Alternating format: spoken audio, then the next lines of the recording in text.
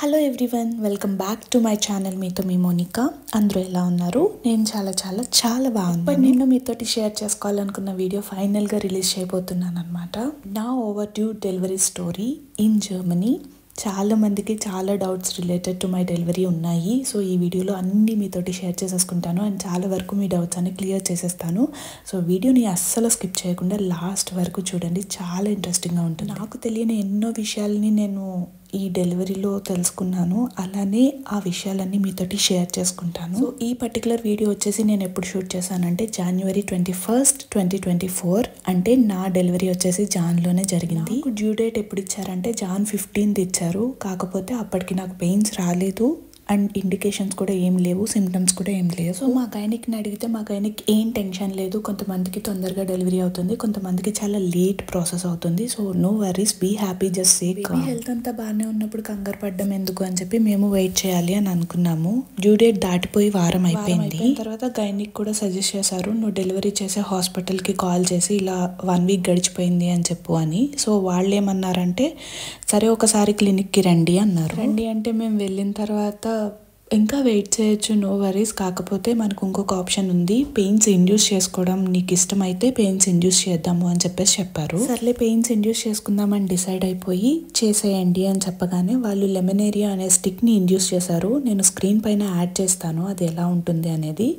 అది ఇండ్యూస్ చేసిన తర్వాత ఇంటికి వెళ్ళిపోవచ్చు, సిమ్టమ్స్ ఏమన్నా ఉంటే కాల్ చేయండి, లేదు అంటే రేపు ఎర్లీ మార్నింగ్ మళ్ళీ రండి అని చెప్పారు. అని మేము కామ్గా ఇంటికి వెళ్ళిపోయి సిమ్టమ్స్ ఏమన్నా వస్తాయేమో అని చూసాము, కానీ సిమ్టమ్స్ ఏం లేవు యాజ్ యూజువల్. తర్వాత రోజు మార్నింగ్ మళ్ళీ హాస్పిటల్కి స్టార్ట్ అయిపోయాము. ఈసారి హాస్పిటల్కి వస్తున్నప్పుడు come with your hospital bag అని హాస్పిటల్ బ్యాగ్తో రమ్మన్నారు కాబట్టి అన్నీ సర్దుకుని హాస్పిటల్ బ్యాగ్ వేసుకుని ఇలా Jan 21st హాస్పిటల్కి వచ్చేసామన్నమాట. Jan 21st మేము హాస్పిటల్కి వెళ్ళగానే ఫస్ట్ భార్గవ్ గారిని బయట వెయిట్ చేయమని నన్ను లోపలికి పిలిచారు.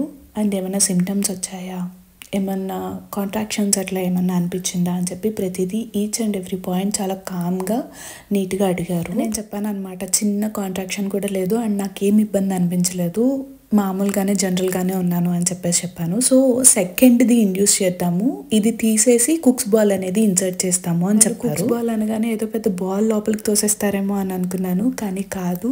ఆ పిక్ అది ఎలా ఉంటుంది అనేది నేను స్క్రీన్ పైన యాడ్ చేస్తాను, చూడండి.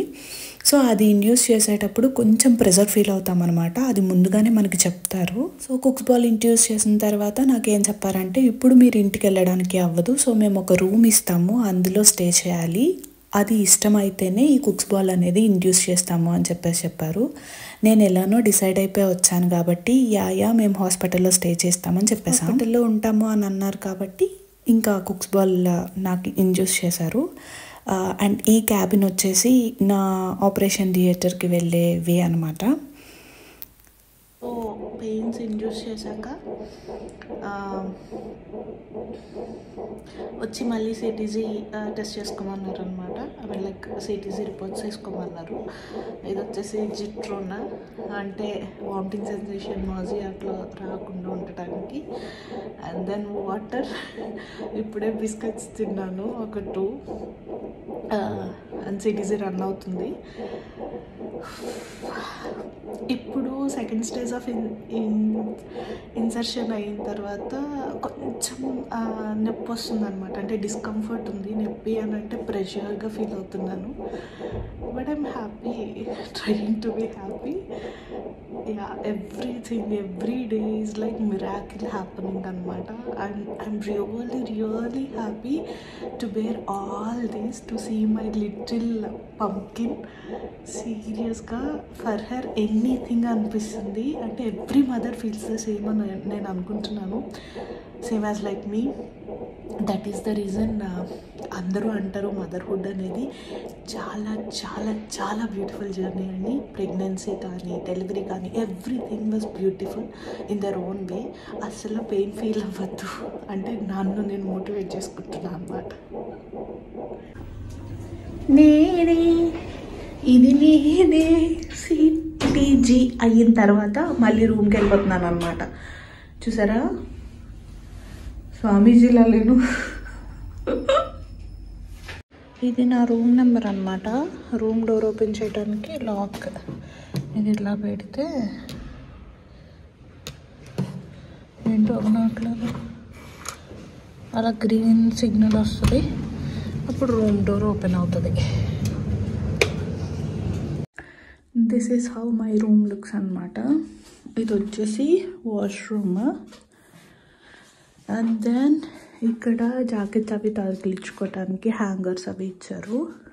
ఇది వచ్చేసి మిర్రర్, నన్ను నేను చూసుకోవటానికి, my baby bump. So and then ఇక్కడ ఒక టేబుల్ లాంటిది ఉంది ఏమన్నా పెట్టుకోవటానికి అట్లా.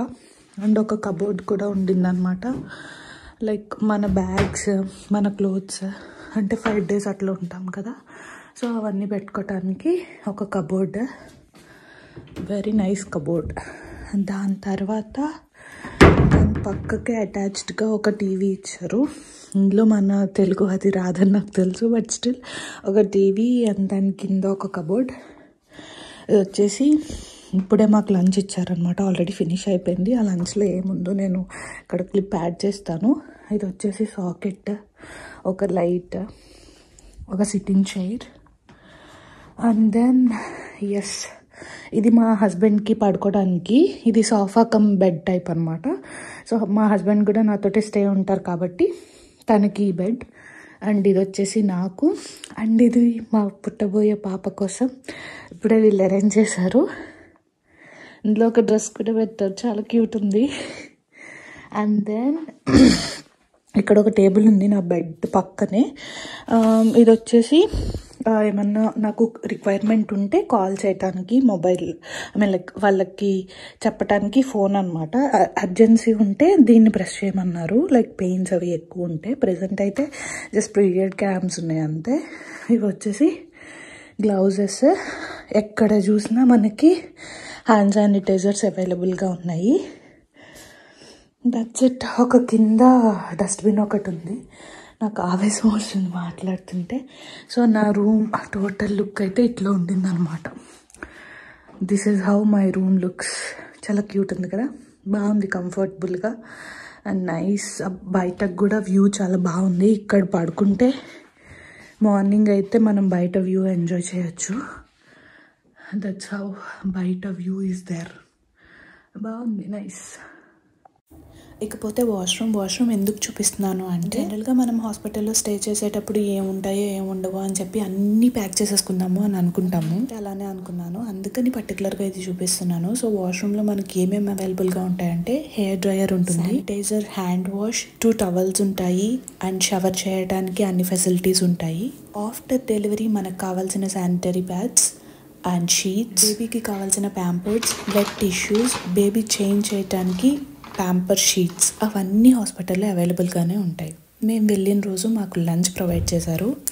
అది వచ్చేసి ఆల్ మిక్స్డ్ వెజిటబుల్ కర్రీ అనమాట. చూడగానే నేను భయపడ్డాను, మీరేం షాక్ అవ్వకండి, టేస్ట్ పర్లేదు, ఓకే, బాగానే ఉంది. హాస్పిటల్లో జ్యువెలరీ కూడా పెట్టారు, ఇవి కూడా అమ్ముతారు అనుకుంటా.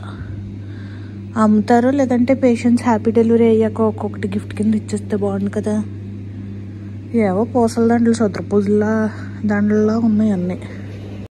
మళ్ళీ ఇంకొక సిటీసీకి పిలిచారనమాట. ఇప్పుడు టైం వచ్చేసి 5 అవుతుంది, 5:30 అవుతుంది. సో ఇంకో సిటీసీకి వచ్చాను. ఎవ్రీ టైం పెయిన్స్ ఇండ్యూస్ చేసిన తర్వాత 5 hours ఒక్కసారి సిటీజీ చేస్తూ ఉంటారనమాట. వాళ్ళు మన రూమ్కి కాల్ చేస్తారు, సిటీజీ చేయాలి రండి అని. అంటే బేబీ అంతా మంచిగానే ఉందా, హార్ట్ బీట్ అది కరెక్ట్గానే వెళ్తుందా లేదా అని చెక్ చేయడానికి ఎవ్రీ టైం 5 hours ఒకసారి సిటీజీ చేస్తూనే ఉండేవాళ్ళు. సో ఈవినింగ్ సిటీజీ అయిపోయిన తర్వాత నేను రూమ్కి వచ్చేసరికి నా డిన్నర్ ఆల్రెడీ టేబుల్ పైన ఉంది. ఇక్కడ డిన్నర్ ప్లేట్ ఎలా ఉంటుందంటే, 2 రొట్టెలు, ఒక ఉడకబెట్టిన గుడ్డు, చీజ్ స్లైస్ ఒకటి ఉంటుంది, అండ్ ఒక ఎంటీ గ్లాస్ ఒకటి ఇస్తారు. ఆ గ్లాస్ ఎందుకు అని అంటే కాఫీ కోసం. అండ్ ఈ బ్రెడ్ తినడానికి 2 బటర్ ప్యాకెట్స్ ఇస్తారు, చిన్న చిన్నవి. ఆ చీజ్ని ప్రొటెక్ట్ చేయడానికి ఒక బ్రహ్మాండమైన పెద్ద బాక్స్ ఇస్తారనమాట. కింద బేస్లో వచ్చేసి కూల్గా ఉండడానికి ఒక ప్యాక్ లాంటిది, దానిపైన ప్లేట్లో చీజ్ స్లైసెస్, దానిపైన మూత. సో డిన్నర్ అంతా అయిపోయిన తర్వాత దాని తర్వాత రోజు నేను మళ్ళీ మార్నింగ్ సిటీజీ చెకింగ్కి వచ్చాను. చెప్పాను కదా, ఎవ్రీ 5 hours ఒకసారి వాళ్ళు కాల్ చేస్తూ మళ్ళీ సిటీజీ జరుగుతుంది. దానికి ముందు నన్ను డాక్టర్స్ అండ్ మిడ్ వైఫ్స్ అడిగారనమాట, ఏమన్నా కొంచెం కాంట్రాక్షన్స్ అన్నీ స్టార్ట్ అయ్యాయా, ఏమవుతుంది అని చెప్పి. నాకైతే ఎటువంటి డిఫరెన్స్ లేదు. కాకపోతే కుక్స్ బాల్ పెట్టిన తర్వాత ఒక్క డిఫరెన్స్ ఏంటి అంటే ముకస్ ప్లగ్ అనేది రిలీజ్ అవ్వడం స్టార్ట్ అయింది. అది ఏంటి అంటే జల్లీ టైప్లో ఉంటుంది. దాని గురించి నాకు తెలిసిన ఇన్ఫర్మేషన్ నేను స్క్రీన్ పైన యాడ్ చేస్తాను, ఒక్కసారి చెక్ చేయండి. సో ఇది చాలా కొత్తగా అనిపించింది. పీరియడ్స్ ఏమో అనుకున్నాను, కానీ కాదు, అది డిఫరెంట్, ఇది డిఫరెంట్. సో ఆ సిటీసీ అయిపోయిన తర్వాత మళ్ళీ రూమ్కి వచ్చేసరికి నా లంచ్ ప్లేట్ రెడీగా ఉంది. Rice, curry, sauce and 1 fruit ఇచ్చారు. కూడా అయిపోయిన తర్వాత థర్డ్ స్టేజ్ ఆఫ్ ఇంజక్షన్కి వెళ్ళాను అనమాట. ఈసారి ఈ కుక్స్ బాల్ అనేది బయటకు తీసేసి ఇంకొకటి ఇండ్యూస్ చేశారు. దాని పేరే పెసరి. సో స్క్రీన్ పైన కనిపిస్తుంది కదా, అలా ఉంటుంది.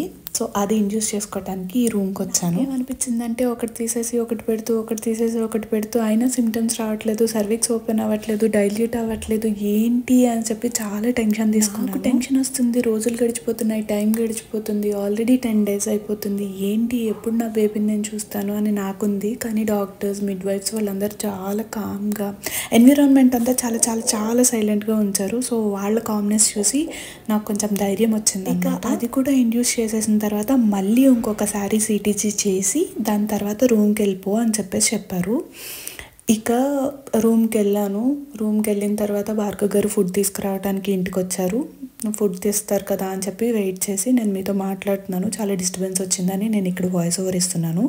సో ఈ 3 type ఆఫ్ ఇండక్షన్స్ అయిపోయిన తర్వాత నాకు లిటిల్గా కాంట్రాక్షన్స్ అనేది స్టార్ట్ అయ్యాయి. కాకపోతే ఏంటి అంటే 2 hours ఒకసారి వచ్చింది. హాస్పిటల్లో ఏం చెప్పారంటే 2 minutes ఒకసారి వస్తే అది కరెక్ట్ కాంట్రాక్షన్, లైక్ అప్పుడు నువ్వు డైల్యూట్ అవుతున్నట్టు అన్నట్టు చెప్పారు. సో ఇదేమో 2 hours ఒకసారి రావడంతో నేను రిలాక్స్డ్గా ఉన్నాను. ఇక మెల్లగా ఆఫ్టర్ దిస్ ఏమైందంటే అలా టైం తగ్గుతూ వచ్చింది. 2 hours కాస్త 1 hour అయింది, 1 hour కాస్త ½ an hour అయింది. అలా నాకు 2 నుంచి మధ్యాహ్నం 2 నుంచి స్టార్ట్ అయ్యి ఈవినింగ్ 5 అయ్యేసరికి 2 minutes ఒకసారి కాంట్రాక్షన్స్ రావడం స్టార్ట్ అయ్యాయి. భార్గవ్ గారికి చెప్పాను అనమాట, అన్బేరబుల్, అసలు నేను తట్టుకోలేకపోతున్నాను, నన్ను తీసుకెళ్ళిపోండి అని చెప్పి మిడ్ వైఫ్స్ని తీసుకొచ్చి స్ట్రక్చర్ మీద పడుకోబెట్టి వాళ్ళు ఆ బెడ్తో సహా నన్ను తీసుకెళ్ళిపోయాక అక్కడ మిడ్ వైఫ్స్ చెక్ చేసి ఇవి కాంట్రాక్షన్సే, కాకపోతే ఇంకా డైల్యూట్ అవ్వలేదు, డైల్యూట్ అయితే కానీ మేము ఏం చేయలేము అని చెప్పారనమాట. సరే కాంట్రాక్షన్స్ వస్తున్నప్పుడు ఆ పెయిన్ నేను భరించలేకపోతున్నాను అని అంటే వాళ్ళు ఒక ఎక్సర్సైజ్ చెప్పారు. కొంచెం ఫ్రంట్కి బెండ్ అయ్యి ఇట్లా బాడీ మూవ్ చేస్తూ ఉంటే కొంచెం రిలాక్సేషన్ దొరుకుతుంది అని చెప్పేసి వాళ్ళు వెళ్ళిపోయారు. ఇంకా భార్గవ్ గారు నేను రూమ్లో ఉన్నాము. అది నేను చేస్తూ ఉన్నాను. ఈ లోపు ఇంకా ఎక్కువ పెరిగిపోతుంటే ఇంకొక మిడ్ వైఫ్ వచ్చి ఇప్పుడు కూడా సిటీజీ చేయాలి, బెడ్ పైన పడుకో అని చెప్పేసి అనింది. సరే అని చెప్పి బెడ్ పైన పడుకునేసరికి సిటీజీ చేస్తున్నప్పుడు ఇంకా ఇంకా పెరిగిపోయినాయి అనమాట పెయిన్స్. నాకు అనిపిస్తుంది నా బాడీ తట్టుకోలేకపోతుంది, ఈ పెయిన్ నేను తీసుకోలేకపోతున్నాను అని చెప్పి. ఎక్కడో ఒక చిన్న అనుమానం ఉందన్నమాట, నాకేమన్నా సీ సెక్షన్ అవుతుందా, సిజేరియన్ చేస్తారా, నాకు ఎప్పటి నుంచో నార్మల్ డెలివరీ అయితే బాగుండు అని ఉంది. కాకపోతే నా సిచ్యువేషన్ అంతా చూసి నాకు సీ సెక్షన్ అవుతుందేమో అని చెప్పి ఒక సందేహం. అదేం లేకుండా పెయిన్స్ అన్నీ భరించి వాళ్ళు ఎలా చెప్తే అలా చేసి అంత ధైర్యంగా నేను నార్మల్ డెలివరీ చేసుకున్నాను. సో నాకు నార్మల్ డెలివరీ, సీ సెక్షన్ అయితే కాదు. ఇన్ని పెయిన్స్ ఇండ్యూస్ చేసుకున్న తర్వాత వాటర్ బ్రేక్ అయింది, తర్వాత డైల్యూట్ అయ్యాను. అలా నాకు నార్మల్ జరిగిందనమాట. కానీ ఆ టైంలో ఎపిడ్యూరల్ నేను తీసుకోకుండా నార్మల్ డెలివరీ అయ్యింది. అంటే మిడ్ వైఫ్ ముందు నుంచి చెప్తూ ఉంది, నువ్వు బేర్ చేయలేను అన్నప్పుడు నాకు చెప్పు, ఎందుకంటే లాస్ట్ స్టేజ్లో మేము ఏమీ ఇవ్వలేము నీకు అని చెప్పేసి. కానీ నేను బేర్ చేస్తా ఎందుకంటే సీ సెక్షన్ చేసిస్తారేమో అని భయపడి నేను బేర్ చేశాను. సో నేను అది తీసుకోలేదు. కానీ నాకు అక్కడున్న మిడ్ వైఫ్స్ కానీ, నాకు స్టిచెస్ వేసిన డాక్టర్ కానీ చాలా చాలా చాలా బాగా గైడ్ చేశారు. వాళ్ళు ఎలా గైడ్ చేస్తే అలా ఫాలో అయిపోయాను. అండ్ స్క్రీన్ మీద కనిపిస్తున్న రూమ్ వచ్చేసి నా డెలివరీ రూమ్ అనమాట. సిటీజీ చేయించుకుందామని వెళ్ళాను ఆ డ్రెస్ తోటి నాకు డెలివరీ కూడా అయిపోయింది. అంటే సడన్గా అనుకోకుండా వాటర్ బ్రేక్, దాని తర్వాత డైల్యూషన్ స్టెప్ బై స్టెప్ అయిపోయేసరికి సో అంతా ఆ డ్రెస్లోనే అయిపోయింది అనమాట.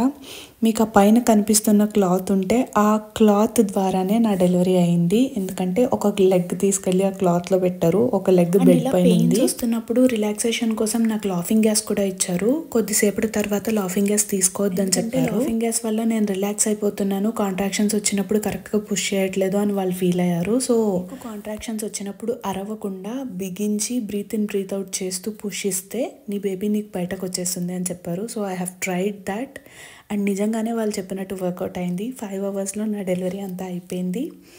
ఎట్ లాస్ట్ నా బేబీ నాకు వచ్చేసింది and I'm so happy that నేను అంత నా డెలివరీగా నేను చేస్తాను అని చెప్పేసి అస్సలు అనుకోలేదు. ఇప్పటికి కూడా అది చెప్తుంటే నా కళ్ళ ముందు ఉందన్నమాట, హౌ ఇట్ హ్యాపెండ్ అనేది. And that is all about this delivery, over due delivery story అనమాట. మీకు ఎలా అనిపించింది అండ్ మీకు ఇవన్నీ తెలుసా? ఒకవేళ మీకు కూడా సేమ్ ప్రాసెస్ అయ్యి ఉంటే కింద నాతోటి షేర్ చేయండి. If you like this, please do like, share and subscribe.